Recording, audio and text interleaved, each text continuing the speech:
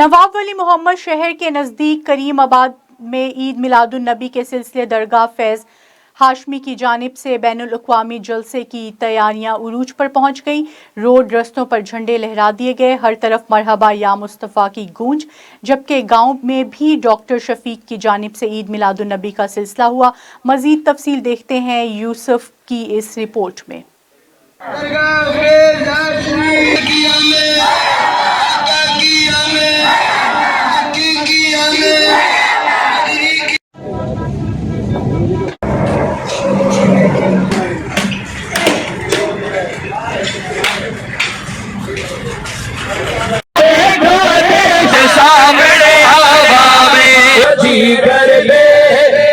हाल सुनावा मेरा जी करे